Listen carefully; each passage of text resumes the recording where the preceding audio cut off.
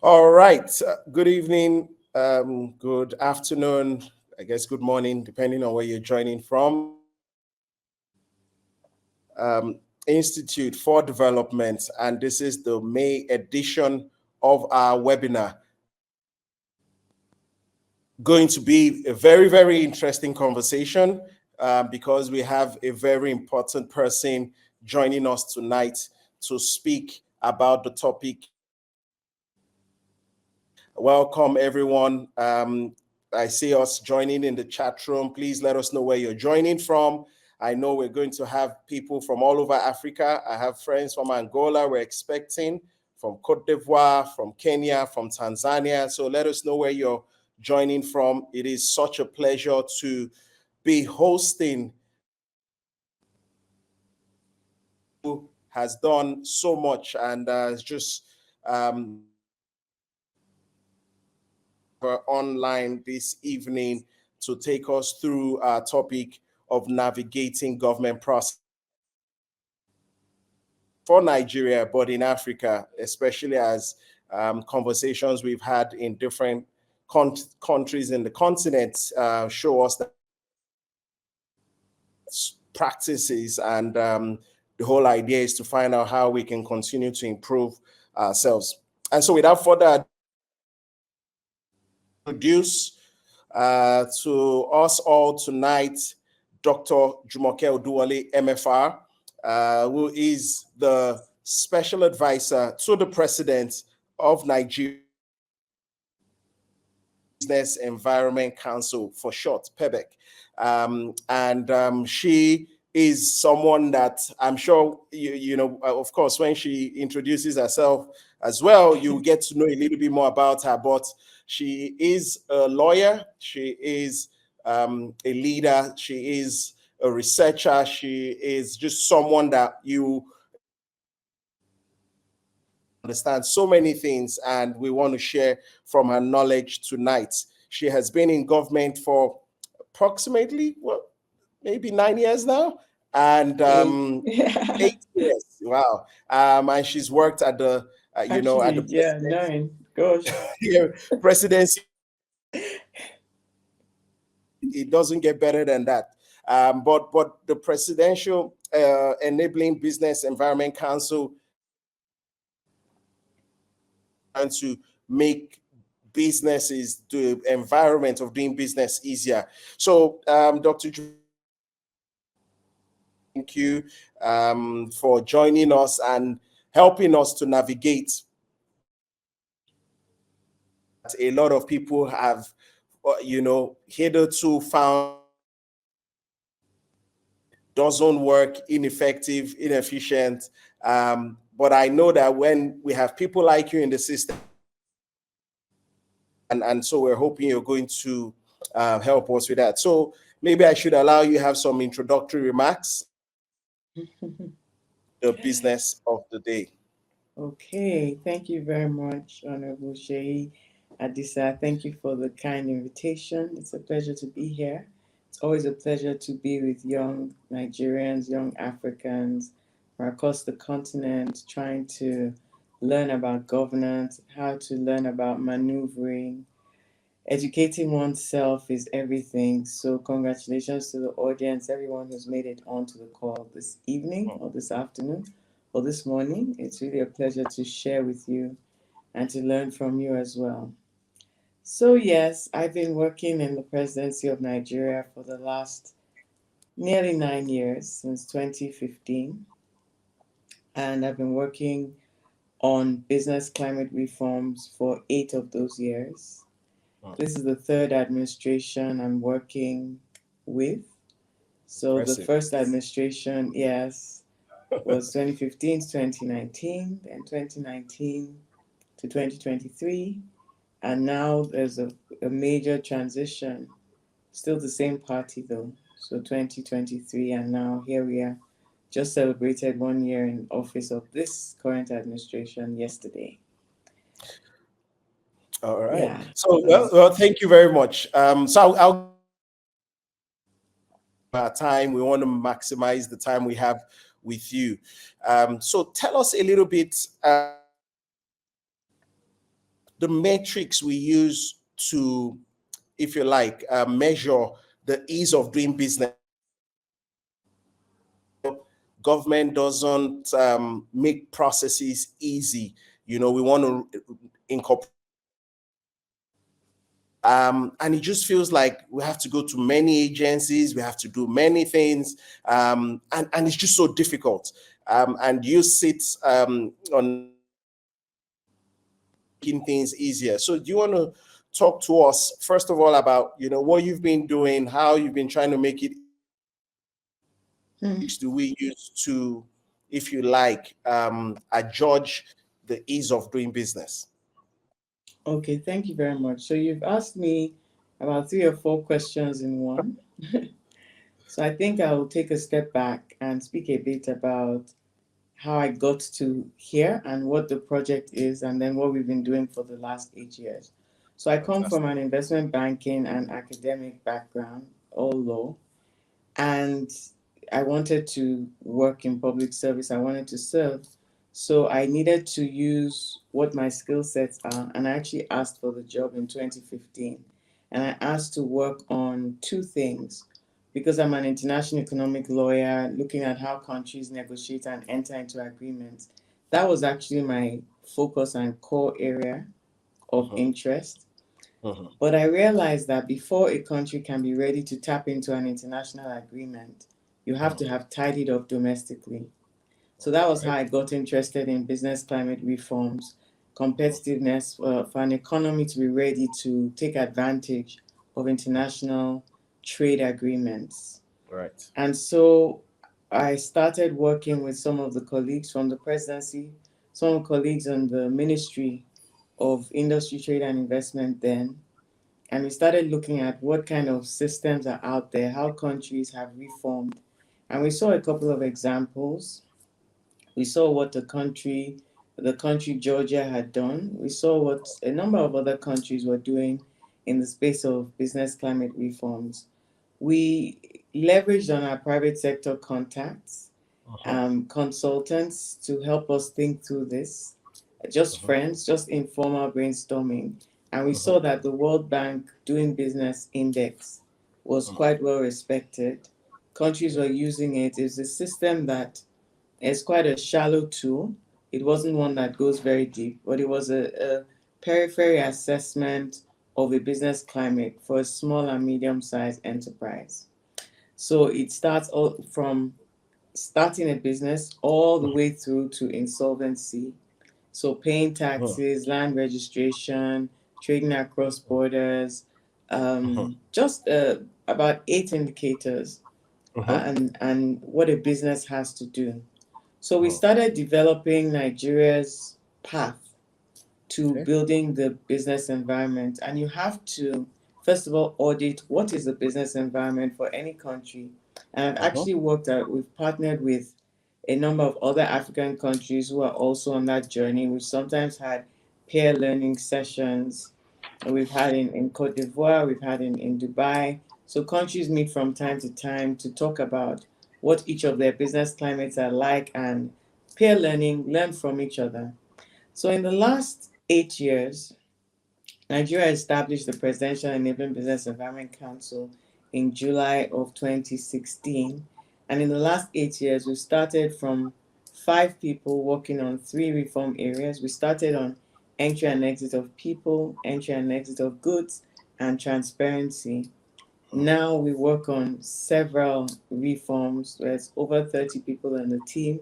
We mhm, work on all arms and levels of government. We work with federal agencies, mhm, nearly 60 of them. We work mhm, with the National Assembly. We work with mhm, all the state governments. We work with mhm, the judiciary. We mhm, work with private sector. We work with donors, development partners. We work with not-for-profits, NGOs, civil society. So mhm, all stakeholders. We work with diplomats. mhm, And how do we do what we do? We there's a funnel system, what we call. We scope the environment. We scope what private sector are venting about on Twitter or sending us messages, and then we look at global best practices. We audit what the agencies, the priority agencies and business climate are doing in a particular space, and then we start auditing their processes and engaging with them. If you have 10 steps, can we reduce it to mhm, 4 steps? The country next door, or BRICS countries, or mint countries, depending on what the area is, if mhm, it's paying taxes, if it's land registration, if it's ports, we start benchmarking globally, then we start auditing, and we listen a lot to private sector. What are their mhm, priorities? So sometimes agencies or government as a whole can be interested in reforming one area or think that one area is important, but private sector may have prioritized another. mhm, So we work in quite an empirical manner. My team is comprised of civil servants, public servants, and private sector consultants. So it's a mixed team, and the mhm, skill set is quite varied. We lean mhm, towards technology because that brings transparency and efficiency at the same time. And we lean towards measuring, empirically verifying, publishing reports.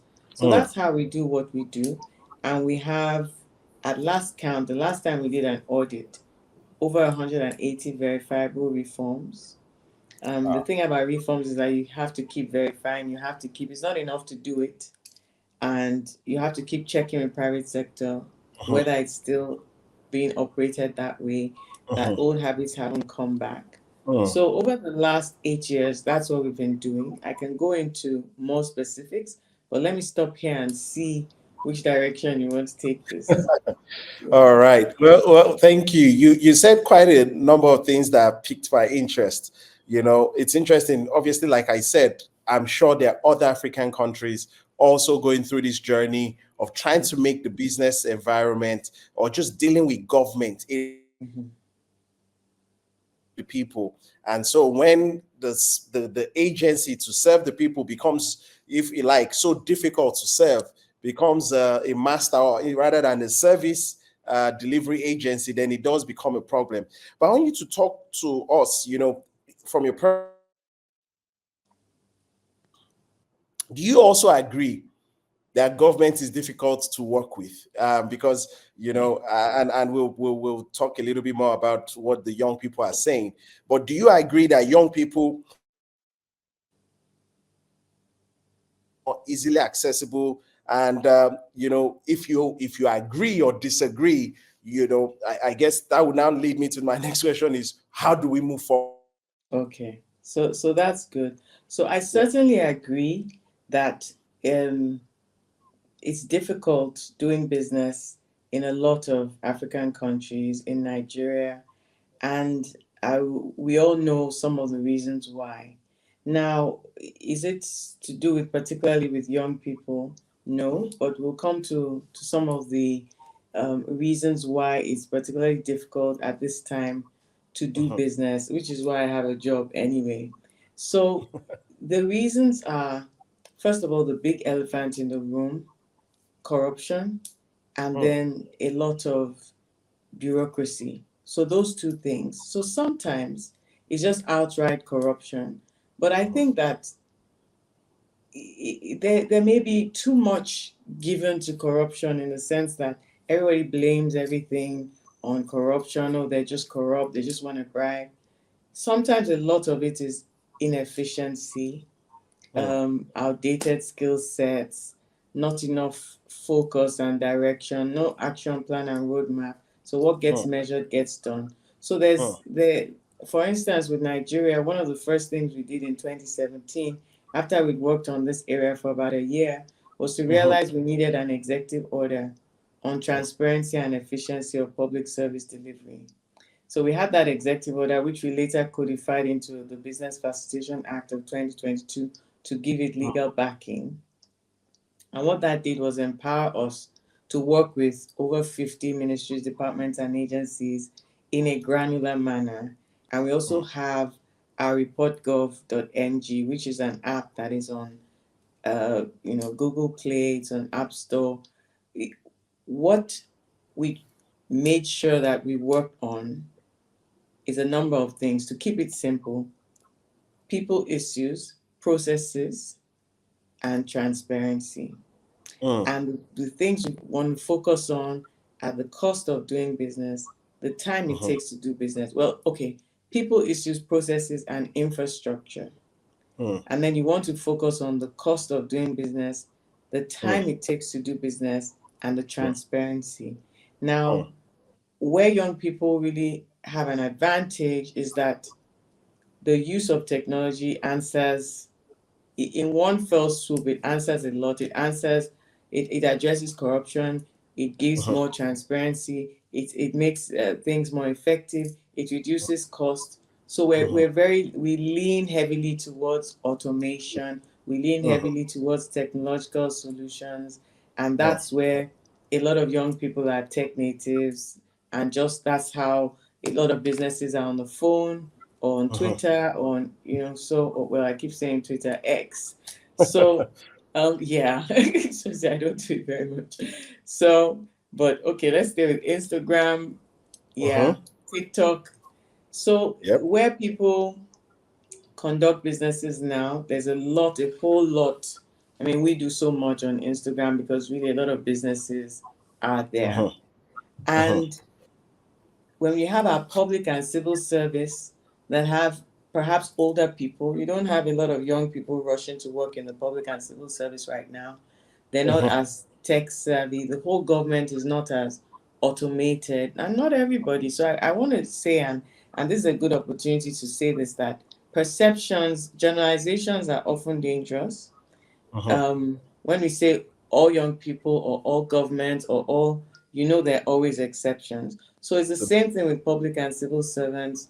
There's some Mhm. very technologically skilled Mhm. ones. There are also some that are, of course, you have a number of them that are very, very highly skilled. You have quite a few of them who have the highest levels of professionalism, of integrity. So Sure. it's like a bell curve. You have the 10% that are always bad and 10, and then easily swayed. So systemically, how Mhm. do you move the needle and how do you make things change? So to Mm. answer your question, succinctly, yes, I certainly agree that it's difficult to do business right now in Nigeria and across Mhm. Africa.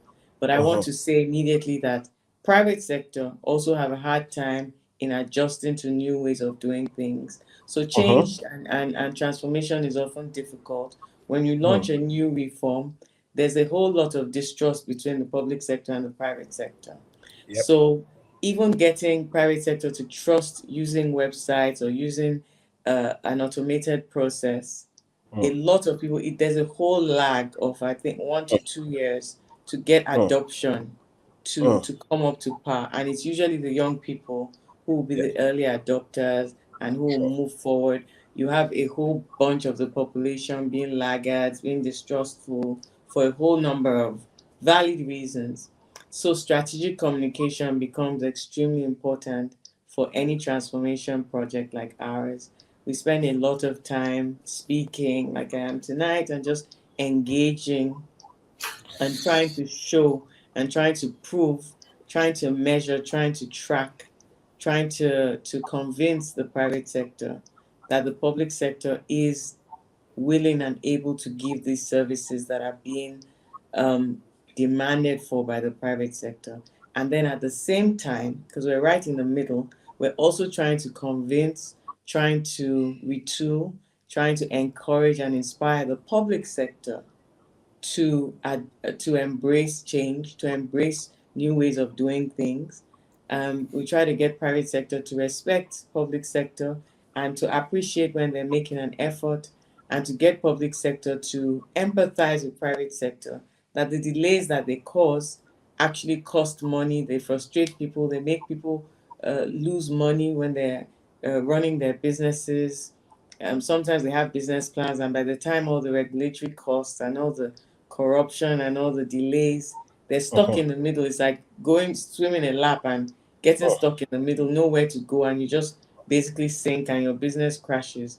So Mm. we have internal audiences in government, we have external audiences in private sector, and we layer them. We Mhm. from the very large businesses, we work with corporates. Most Mm. recently, Mhm. over $1 billion revenue per annum, all the way to the nano and micro Mm. MSMEs. You again, I want to take you back to a point you made. As practical as we get, and I love the fact that you've been very upfront. The issue of corruption is the elephant in the room, but I think you also made a very good point. Many young people go into public service, as we do have in private. You have young people doing fantastic stuff, and so let me not say those, like majority of those in charge of public service delivery much older. And in Africa, we have some of these cultural tensions. You want to get your passport, you have to say good morning, sir. You have to say good afternoon, sir. You have it's your passport, you're paying, you're supposed to get a service. And yet it feels like you didn't greet me well, go back. And so there's some of these cultural things that is really problematic. Yeah. And so culture being one. The second thing you mentioned, which is tech, it so happens that the older generation again that are in charge of a lot of at least the senior policies across Africa, that are in charge of, at the directorate level, that are in charge of a lot of these things are not tech savvy. And so the willingness to want to transition into the online platform is difficult. For example, two examples I have. I wanted to get a passport. And after going online and doing everything, when you get to the immigration service where you're just supposed to maybe do your online, and it's like you're giving them too much stress. You should have just walked in. And we know what walking in entails. and that is Yes. an example. Also, Yeah. being a former government official,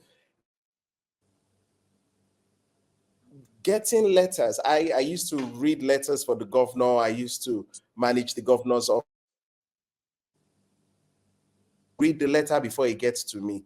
And then I try to case management system. And the civil servants told me, "What are you doing? You want us to lose our jobs?" Yeah. So All so that those and things that. are So valid. Yeah. yes, yeah. They're perfectly valid and they're perfectly true. So what did we do? Because now we're talking about what has been done and what did we do over the last 8 years. So first of all, like 70% of my team is under 40. And I would say like 50% or at least 40% is under 30. So the transformation, to have a transformation team, you must work with young people. Absolutely. So the reforms, because we're working with MSMEs, and most MSMEs are young businesses, and most young businesses are owned by young people. Um, I deliberately was working with young people. I'm still working with young people for the ideation, for the scoping of this. So we almost focus um, the root of what we're trying to solve. We're not trying to boil the ocean. We're targeting young entrepreneurs. And what young entrepreneurs are the ones on social media, they're the ones more vocal, they're the ones that haven't yet found the established ways of calling their guy in this place, okay, sort this for me. And we don't want them to get settled in that. We want them to continue venting so that we can know where the shoe is pinching and target that. So the team is well educated, well exposed, and I'm talking about across the board, whether they are public Sure. servants or private sector consultants. So what I did was there's an elite cadre within the public service called the Lead Okay. P. They're on like a fast track. They're the Okay. bright. They competed for it, about 1,000 of them, and it was like a cohort of about Fantastic. 30. So I wrote to the head of the civil service to give me Lead P members from the cohort to be on my team. So Right. a lot of the civil servants that we have, all of the civil servants, apart from our finance team, which is a government finance from the Office of the Accountant General of the Sure. Federation, but the consultants on the team working shoulder to shoulder you can't even tell whether they're private sector or public sector. And then to be able to do this work and do it well, you have to have an interest in nation building. You have to be patriotic. You have to have integrity. You have to want to see a change. So spend a lot of time inspiring even the people we're working with so that they can exude that confidence in the change. Now, you mentioned they have to work with established civil servants. Now, that's where the emotional intelligence comes in. We give them the tools to be able to work because they're not just going there to top abstract. You have the action plan, it's broken down into activities, it's being tracked, it's a presidential council. So you have the backing of the presidency and the power of the presidency. The line ministers, 17 ministers, are members of the council. So we write to the minister, then there's the heads of agency, and then they are getting assessed. So right now, we're currently in a 30-day extension for a 90-day regulatory reform accelerator. And that regulatory reform accelerator has detailed activities that are being tracked. And it's not a long story. The way we work is green, amber, red. It's either you've done it and you're green, it's ongoing, or it's red. If it's red, let us know what the escalation is. So we work like that with the federal government agencies. We have a different strategy for working with the judiciary. We have a different strategy for working with the legislature. And we also partner very closely with the private sector. So for instance, to move a new legislation, we work with the section of business law of the Nigerian Bar Association. So we moved a totally new legislation that has never been done before, the Business Facilitation Act. It was an omnibus bill. It took us nearly 5 years because we've never had an omnibus bill. I know that you mentioned Kenya. Kenya has had an omnibus bill for a small and medium-sized enterprise, but as at that time, Nigeria hadn't had one. This was the first. So we worked with the section of business law of the Nigerian Bar Association. Over 40 law firms worked pro bono on this. The technical committees sifting, we had a litmus test, what qualifies.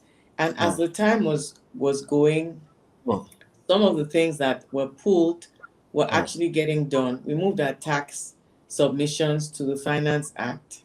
We moved some of our, we separated some things like the petroleum legislation provisions, so the PIB then, it went with the PIA. So along the way, some of the things for the Companies Act, we were able to reenact CAMA after 30 years without a reenactment, without a major overhaul. It was repealed and reenacted. We needed to do that coordination with the Corporate Affairs Commission. We also worked with the NESG, Nigeria Economic Summit Group, which is leading private sector.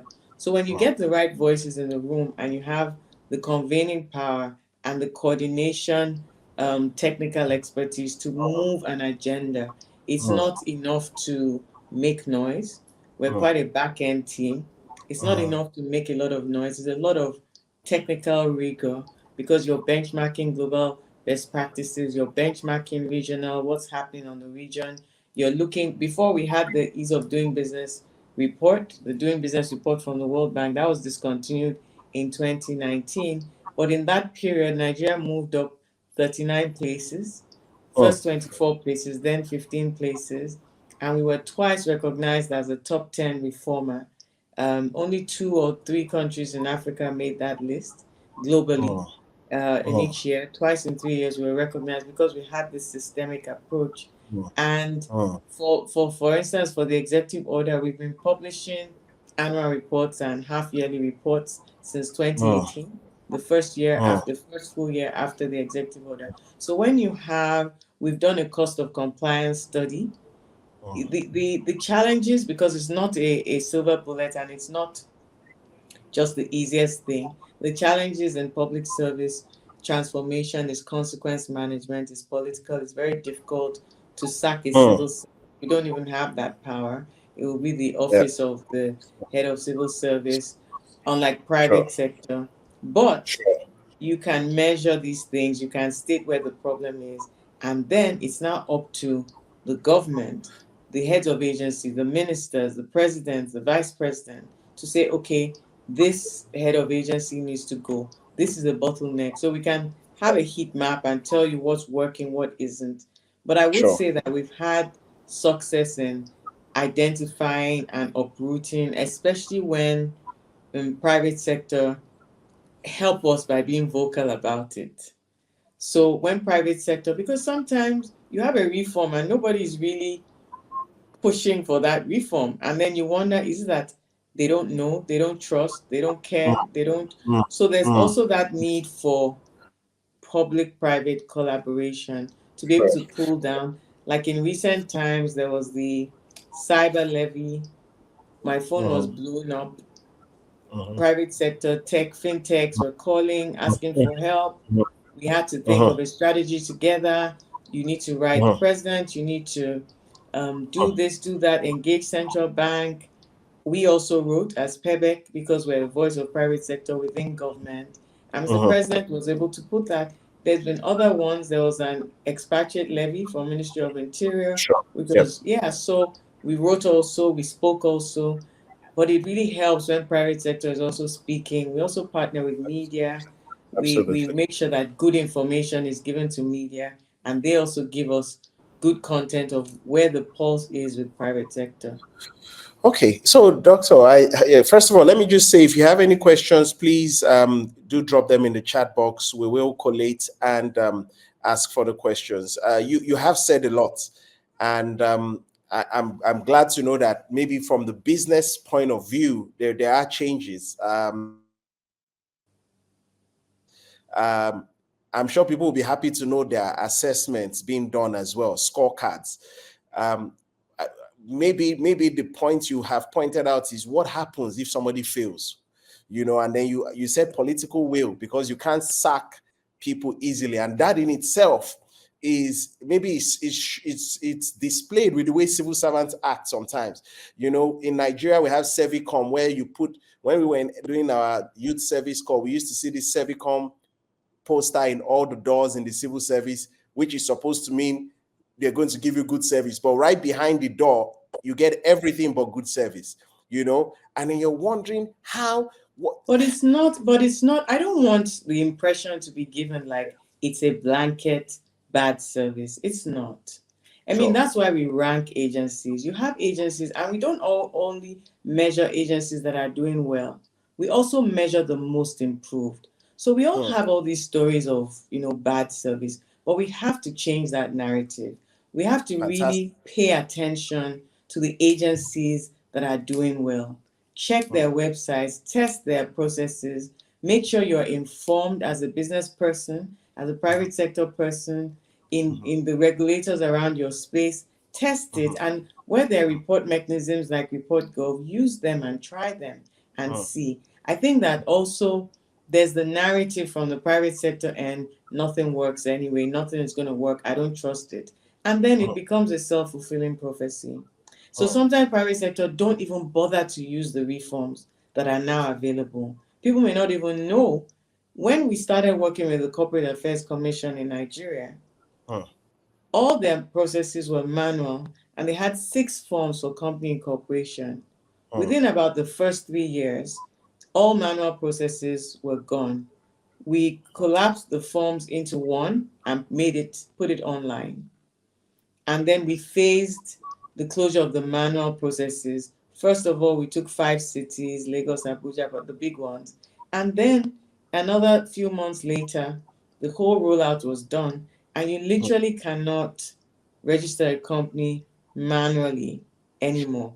If you don't even have access, if you go to the Corporate Affairs Commission, somebody's mm, going to have to do it for you. It's the same thing with the filing and paying of taxes.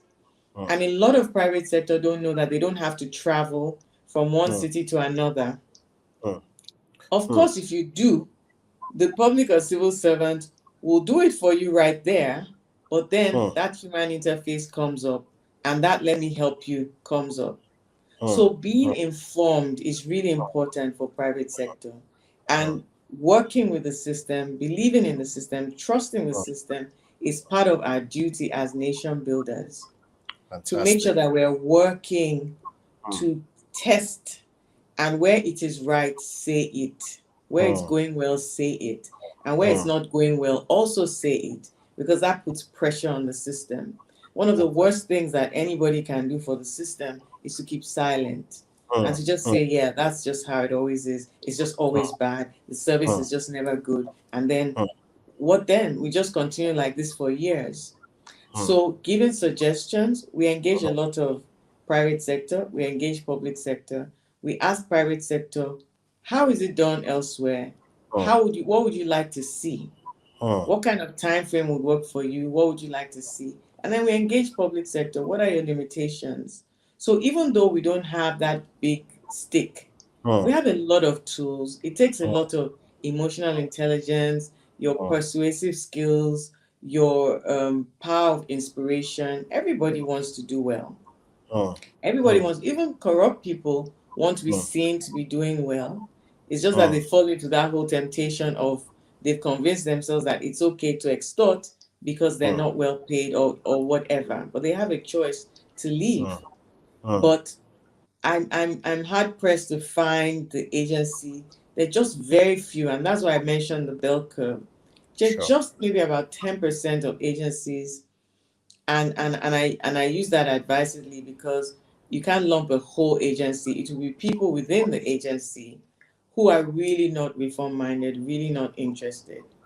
If you see the live tracker of the 90-day regulatory reform accelerator that we're on, I have heads of agencies sending me messages, sending my team messages at 2 a.m. because they want to win. They get very competitive. It's the same thing with state governments. They want to get the award. We have an ease of doing business report that we publish every 2 years. And we started in 2021. The second one was in March of 2022. And the third one will be out in March of 2025 by God's grace. And states, it's bragging rights because we also give PEBEC awards. We have PEBEC awards annually and we give awards. So there's some ways to encourage the good behavior and get people interested. But the most important thing, it's not very glamorous work, is the rigor of staying your foot on the pedal. Like keep checking, are they doing it well? At the airport, the visa and arrival process is supposed to be how this number of hours, 48 hours to issue it. Is it done within that time frame? Business registration is supposed to be 4 hours to reserve a business name. Is it still being done that way? If you take your foot off the pedal, off an accelerator of a car, it just cruises to a stop. So we had some um, relapse during COVID of our reforms unraveled, and then you have to come back again and start accelerating again. Even now, with the change of administration, with new ministers, with new heads of agency, some of them don't know PEBEC at all. So we have to now start retraining, re-engaging, explaining the value that a team like the PEBEC team brings to the table, and gradually we're beginning to see that traction. So for private sector is to really stay informed about what the latest reforms are and to use them. Because when we have a good uptake on the reforms, it really helps to consolidate and to deepen so that whether there's a government change or there's a head of agency change, because sometimes we've had very reform minded agency heads, and then when their tenure is over or when they retire, the reform can be unwound. But if private sector are uptaking those reforms enough, then it's very difficult for somebody else to come and say, I'm going to unwind this reform. Nobody will allow it. Yeah, but when there's that distrust and not being used, it makes the effort that a team like mine put into the work, it makes it go to waste, basically. You've even given so many examples, right, from the agencies. So clearly the work is being done. Part. We're going to watch a Vox Pop, which was in Nigeria, and we were speaking to young students, potential, business people in the making, and we just wanted to hear, I hear you saying is there is a lot of work being done, but there still seems an orientation or a communication part to it. So 40 seconds or so, if we could have that played right now, again, just to see that maybe it's not just sector severally. It's the communication of staying informed about what is happening. I'm a lawyer, and I know that CAC has changed drastically. All right, but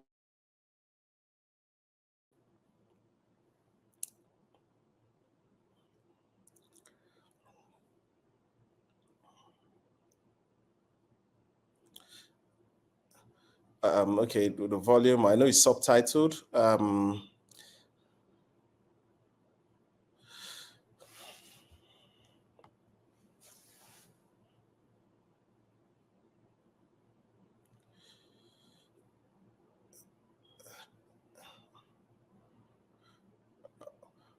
All right.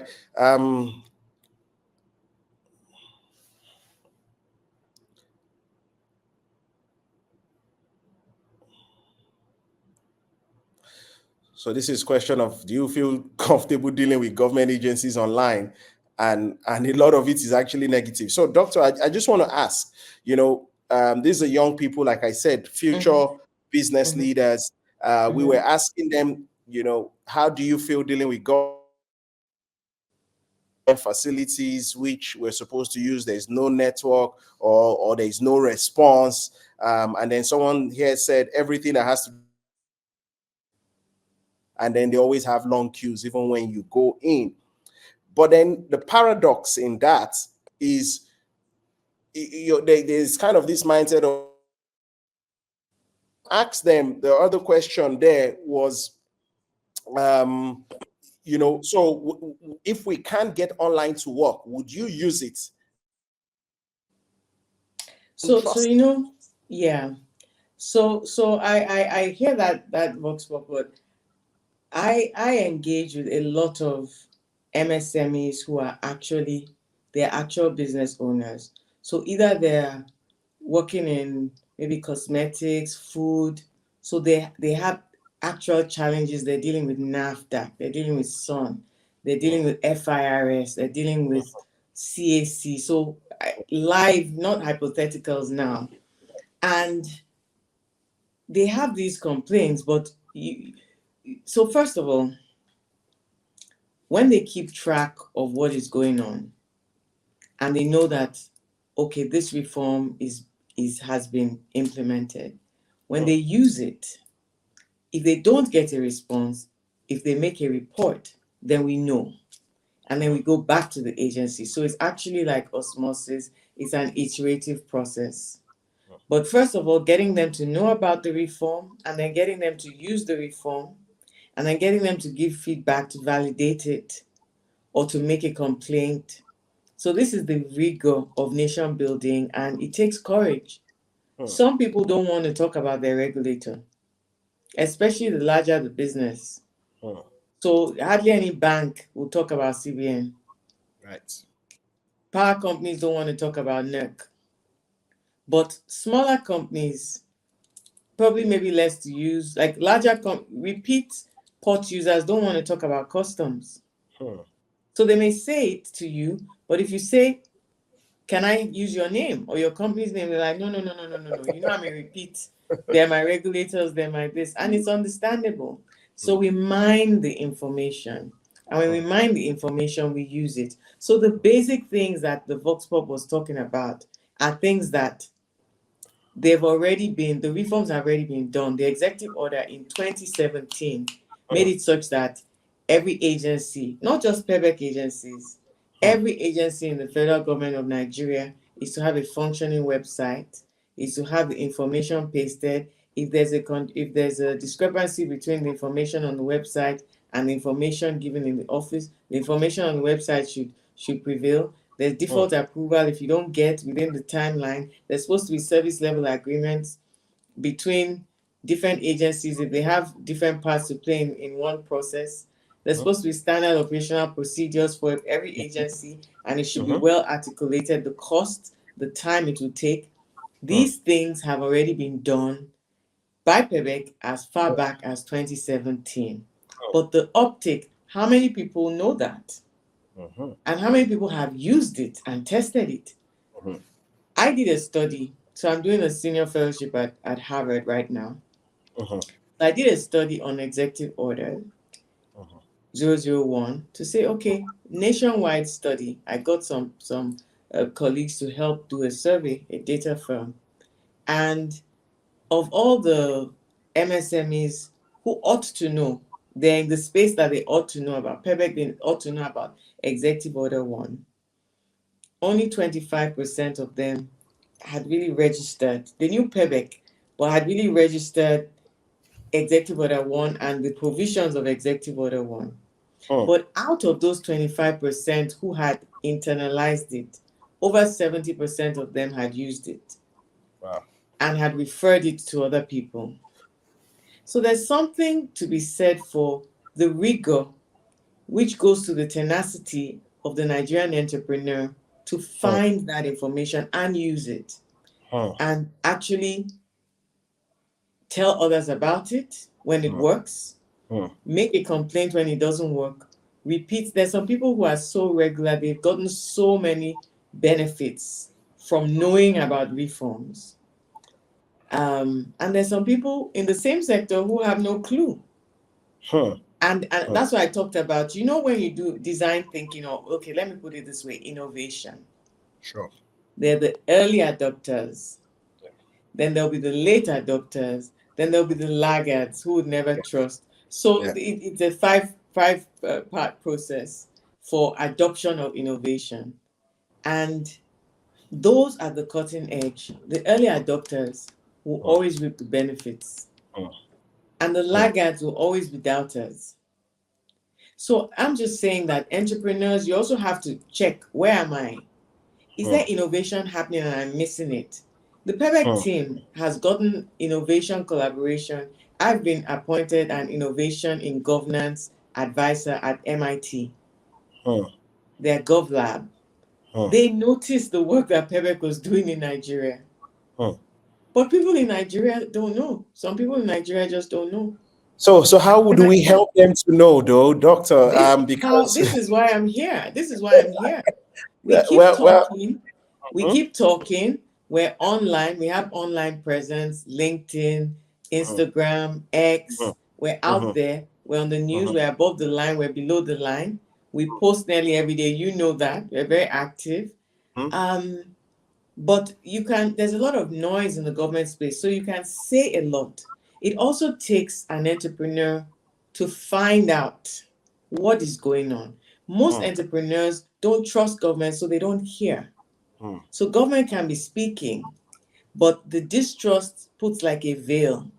They don't engage, they don't believe, they don't trust, they don't want to know, they don't want to put their details, they don't want to believe that the online portal can learn. So there's that risk appetite, there's that courage. The ones that do are who I'm calling the early adapters. Sure. And their testimonials, we have them a lot, but they're a small fraction.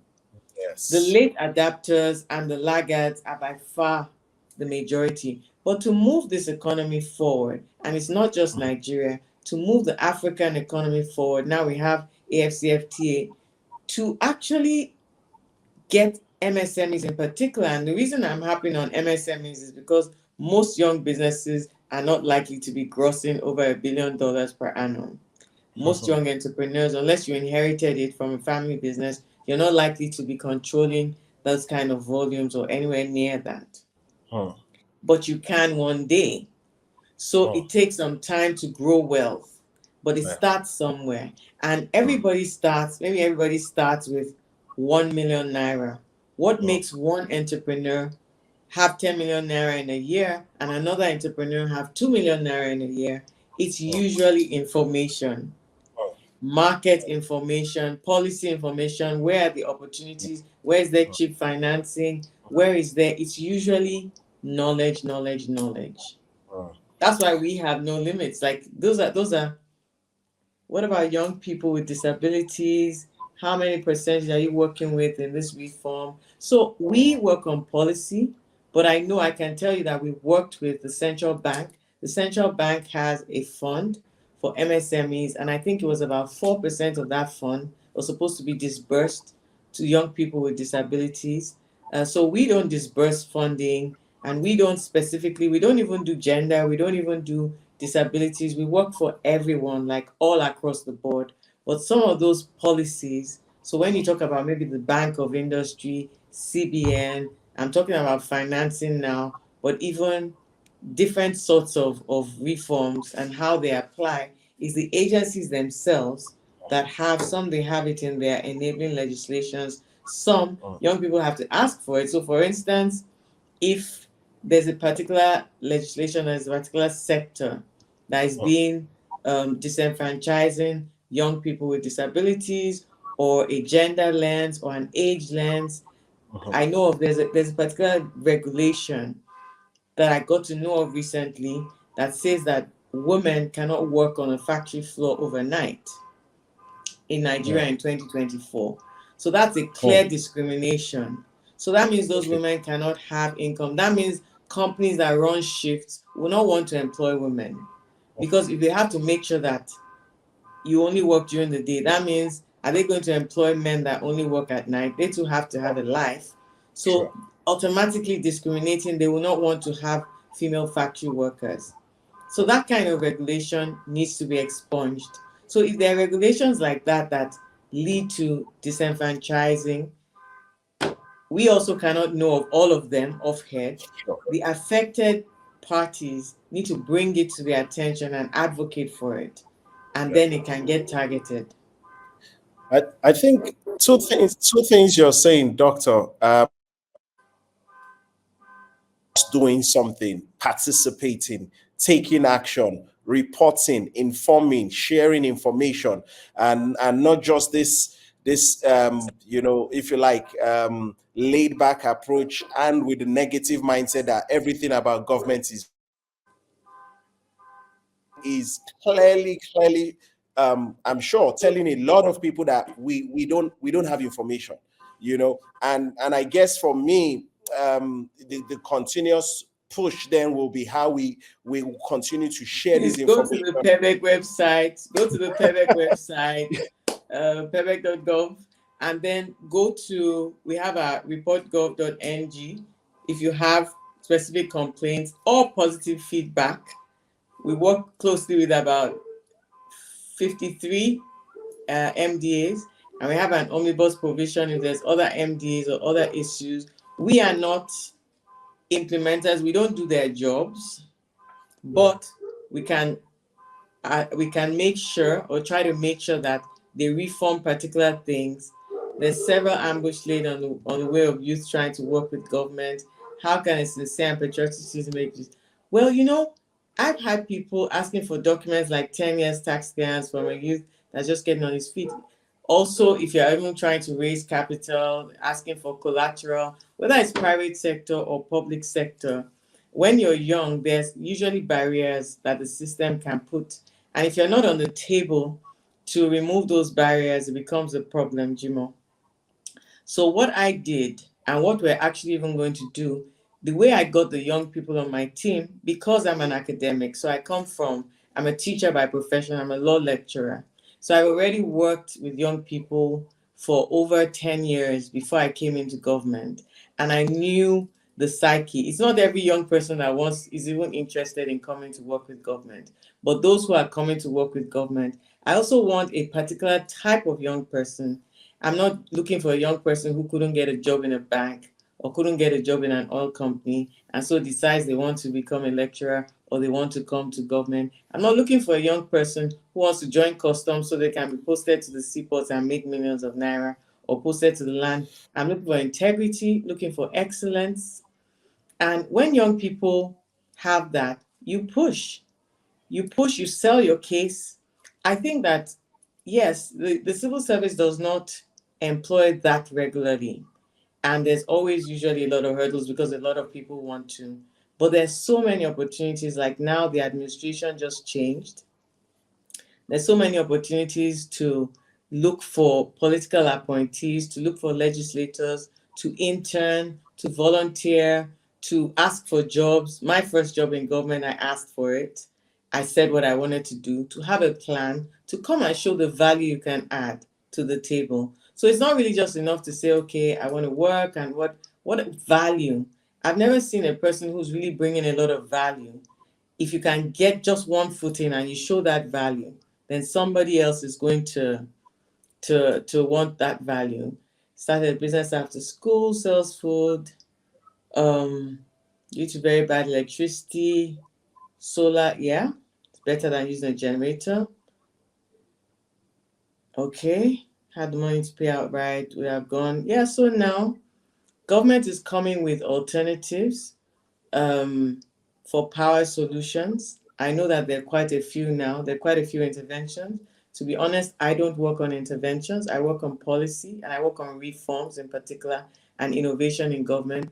But I do know that the power situation is completely hindering our productivity and competitiveness as an economy, as a nation. These are things that are agnostic to age, they're agnostic to sector. It's just what is needed by the Nigerian economy. So the whole power solution has been defying a lot of odds. A lot of ministers have been trying, private sector, World Bank has been in it. But you will admit, a few years ago, there was no solar energy option in this country. There was nothing like that. It's only in the last few years that there's even solar energy option. There have been issues with getting it through the ports, issues with batteries when you want to have different types of power solutions. But we have to keep pushing. We have to keep trying. We have to keep making sure that we're asking it of government. We're engaging with the ministers. We're engaging with the also private sector investments that are needed. It's not something that government can do alone. Benchmarking, how are other countries coping with this, how other countries, and really tackling also the vested interest in diesel, in generators, who are not really interested in seeing the power sector flourish. And so there's a lot of things going on in Nigeria and across Africa for that matter. But really, when Nigeria gets it right, Nigeria leads on a lot of these issues, and because of our That's size good. and the size of our population.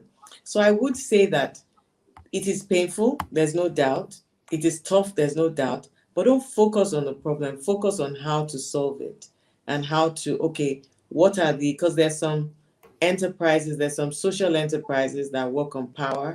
I know some in the solar space, there's some in sustainability, there's some grants out there giving money for sustainability initiatives, people that are using clean energy. So there's a lot of things going on, getting knowledge, finding out.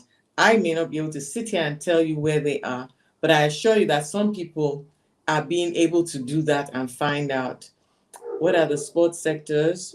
You have any reforms in this area? I don't work on so for the sectors, we've prioritized certain sectors because of their size and because of the number of young people that work on that area. So we've prioritized agribusiness, light manufacturing, decentralized power just because of what we just talked about with the solar system, the creative sector because it's really a catalyst, and then transport and logistics. About six sectors, we prioritize them because they have a disproportionately large multiplier effect on our economy. When you look at Nigeria's GDP, the largest sectors will be agriculture, manufacturing, trade. When agriculture is going at like 1 point something percent, food inflation, food insecurity, a lot of issues there. You have to prioritize agriculture. But when you want to look at the fastest growing sectors, you look at tech, you look at the creative economy, you look at areas like water, mining. Um, those are growing really, really fast. So the economics of it, but not to say that sports isn't important. Sports is a real game changer. But a lot of private sector, like NBA is in Nigeria, a lot of private sector investment is coming into sports. Now, government can't do everything, but where the policies are needed and to help, that's where the engagement comes in. But what I do at the PEBEC is to work on specific bureaucratic and legislative reforms in the government to make sure that they're removed for businesses to be able to thrive. So we make the way for private sector to be able to thrive. Fantastic. Well, I think Dr. So that last question, Jimo, is both ways. I think that corruption is a two-way street, and neither is right. They're both wrong. So the giver of the bribe and the taker of the bribe, the private sector person trying to get ahead or trying to save time or save costs, giving the bribe is also killing the system. The public sector person delaying, extorting, supporting, and helping somebody who tipped him or her while other legitimate businesses are waiting on the queue, that's also really wrong. So we have to ask ourselves as Nigerians and as Africans, do we really want the system to work? Do we really want it to grow? And everybody, what we can do, and what I'll leave you with as young people, is that what you can do is ask yourself, who am I and how do I want to live? What kind of business person do I want to be? Do I want to be a bribe giver? Do I want to be a bribe taker? Do I want to work with integrity and excellence? It may be a harder journey, but if we say we want to fix our economies and build our nations to what we want it to see, we have to realize that the countries that we admire, it is other people who built them. And it doesn't take a large crowd. It takes one person at a time making that decision that they're going to build their nation and they're going to grow their economy. Thank you. This is a good time to call it a day. Dr. Thank you for taking us through the work you do at PEBEC, the been doing over the last 8 to 9 years. Clearly, the reforms are happening. But like everything, I think bad news will always spread faster than good news. And I think the real work then is how do we continue to communicate? How do we play our part as nation builders to not just, if you like, have the negative and parcel of those trying to build the system, informing others, reporting where we have to, and really ensuring that we are telling the right story about every other African country out there. So on this note, I really want to say thank you. This has been the Governance Institute for Development's webinar. We've been talking about navigating government processes, and Dr. Jumoke Oduwole has been able to really share with us that the processes are working. I mean, they're continuously improving. They continuously ensure they're, but we also have to work with the orientation and communication part of the deal. The AGID is an institute that is helping raise a new generation of public, helping citizens become more active by being equipped with knowledge that they would use to become better citizens. And that's why we have webinars like knowledge so that we can continue to ask questions and become nation builders. So join social media pages, LinkedIn, Facebook, TikTok, and X, and other webinars. Our next webinar will be on the 13th of June. We will be, and we would also be having one at the end of the month. We now, from June, start having 2 webinars every month, and we look forward with us. So once again, Dr. Jumoke Oduwole, thank you so much, my mentor, my big sister, for what every day. And just like you have shown us tonight, the work is really in us playing our part. Government cannot do everything. And we as nation builders, as people that want Nigeria and Africa to continue to get better, to play our parts in celebrating and elevating the good things that are happening. It's not just bad things happening in Africa. And we must start. On this note, I want to say thank you everyone for being here this evening. Thank you for joining us. Dr. Jumoke Oduwole, thank you for being in the room and for sharing your knowledge with us. Till we meet again, June 13, please follow us and subscribe to our pages and you'll get more information from us. Thank you very much and have a good evening. Good night. Bye, everyone. Bye-bye.